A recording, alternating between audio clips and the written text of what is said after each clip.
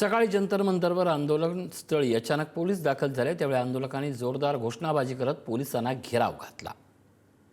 ठिकाणी मी दृश्य दाखवेन।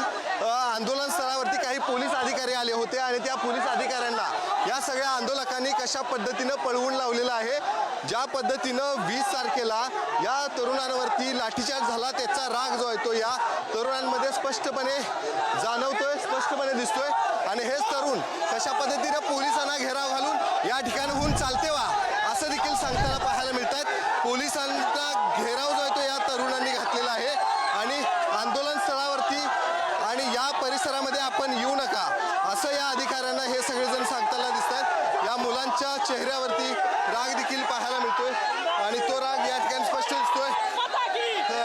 आप यहाँ पे घोषणाएं दे रहे हो, पुलिस को यहाँ से भगा रहे हो, क्या? हम पुलिस को नहीं भगा रहे हैं। हम लोगों के साथ जो बर्बरता की गई है हम उसको सहन नहीं कर सकते।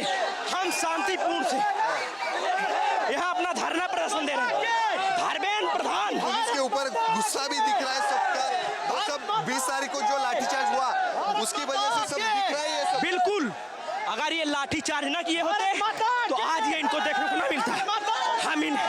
हम इनका पूरा सहयोग करते, लेकिन इन्होंने जिस तरह से हम लोगों के साथ बर्बरता की है, पूरे भारत देश के छात्र आज आ रहे हैं। मैं मध्य प्रदेश रीवा से आज सुबह आया हूँ। पोलिसांना या ठिकाणाहून हे सगळे आंदोलक जे आहेत ते चालते वा असं सांगतायत। आम्हाला ज्या पद्धतीनं 20 तारखेला लाठीचार्ज केलेला आहे तो लाठीचार्ज आपल्याला अजिबात पसंत नाही आहे आणि म्हणूनच आम्ही या ठिकाणून चालते व्हा असं त्यांना सांगतोय असं या सगळ्या आंदोलकांनी सांगितलं। आणि आता देखील आपण हे सगळे दृश्य पाहतोय।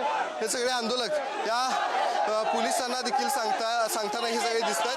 आक्रोश जो आहे तो या सगळ्या तरुणांमध्ये देखील दिसतोय। आता देखील या ठिकाणी तरुण आणि त्यांच्यामध्ये झटापट देखील झाल्याचं पाहायला मिळतंय। पुढारी न्यूजवरती आपण ही एक्सक्लुझिव्हली दृश्य जे आहे ते पाहतोय ज्यामध्ये तरुण या पोलिसांना या ठिकाणाहून